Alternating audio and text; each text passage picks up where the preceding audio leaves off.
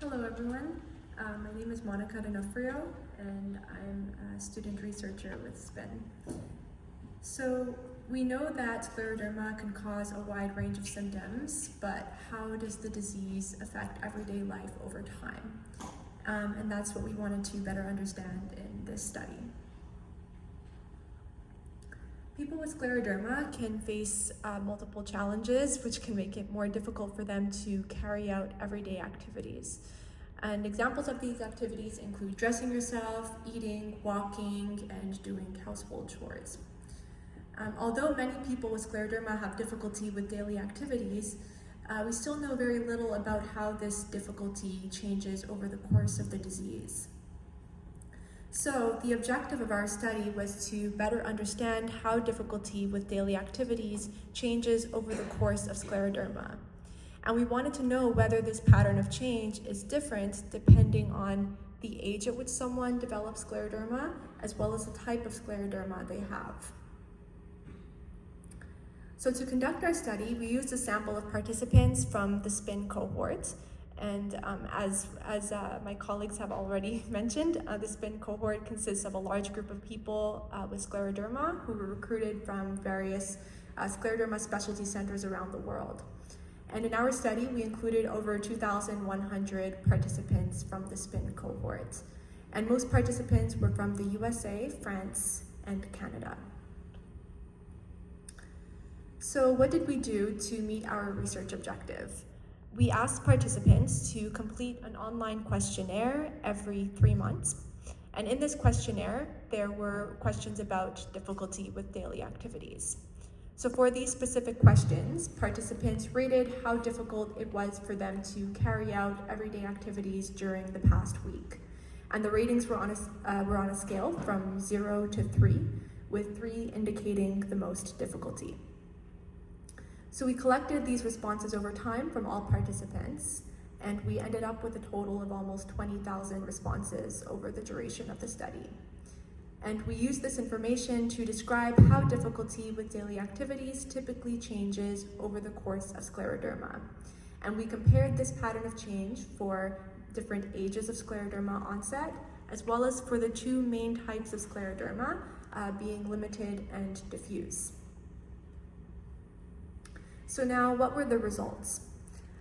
So this figure shows the expected level of difficulty with daily activities at different points in the disease course. So the horizontal axis is showing time passing since the start of the disease, and the taller the vertical bars are, the greater the difficulty. And each color is showing a different age at which someone developed scleroderma. So for example, the red bars are showing, they represent people who developed the disease at the age of 20, the blue bars at the age of 30, and so on. And so for this graph, we're seeing the pattern specifically for limited scleroderma for now. So the main pattern that we notice is that difficulty tends to increase over the course of the disease. But it increases more quickly over time among people with an older age of onset.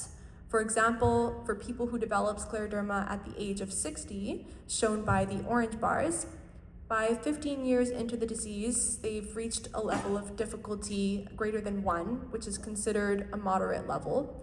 But it took much longer for the red and the blue bars to reach the same level of difficulty, indicating that that difficulty may progress more slowly among people with a younger age of onset. So why might we see this pattern?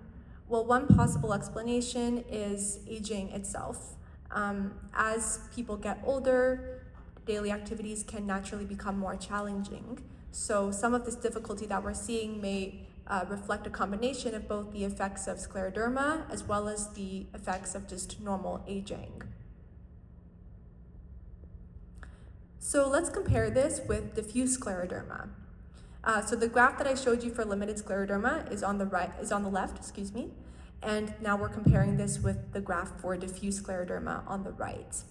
And what we notice is that early in the disease course, for example, 5 years after onset, people with diffuse scleroderma had more difficulty than those with limited scleroderma, which would be expected given that diffuse scleroderma is generally associated with more severe disease. But what's interesting is something that's going on among people with an older age of onset. So if we focus, I know that the colors are a little bit narrow, it's a little hard to see, but if we focus on the purple and the orange bars, so people who would develop the disease at the age of 50 or 60, even though they start off at a higher level of difficulty if they have diffuse scleroderma, difficulty increases more slowly over time, whereas if we look at those purple and orange bars in limited scleroderma, difficulty increased more quickly over time, to the point that about 15 years after onset, they've reached a similar level of difficulty to those seen in diffuse scleroderma. So when interpreting these results, we have to consider some limitations of the study. And these limitations are actually very similar to those mentioned by my colleague, I guess also just because we're using the same cohort of people. So first of all, everyone in the study received care at a specialized scleroderma center. So these results may not apply to people receiving care in other settings. And second, our results describe average levels of difficulty over time. So, but not everybody will experience the same pattern over time. So, because everyone's experience with scleroderma is unique.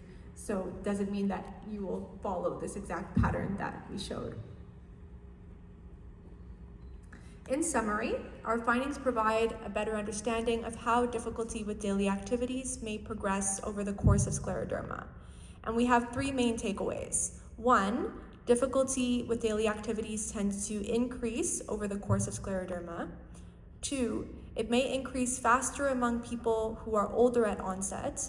And three, among people who are older at onset, difficulty may increase faster among those with limited scleroderma, eventually catching up to levels seen in diffuse scleroderma.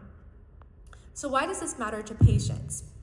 Understanding these patterns of change is important because it may help recognize when someone's difficulty is increasing faster than what might be expected based on their characteristics. And this could help people receive additional support or interventions when needed. I would like to acknowledge the important contributions that people with lived experience of scleroderma made throughout this study. 9 people with scleroderma were members of the SPIN steering committee, and they helped identify the need for this research.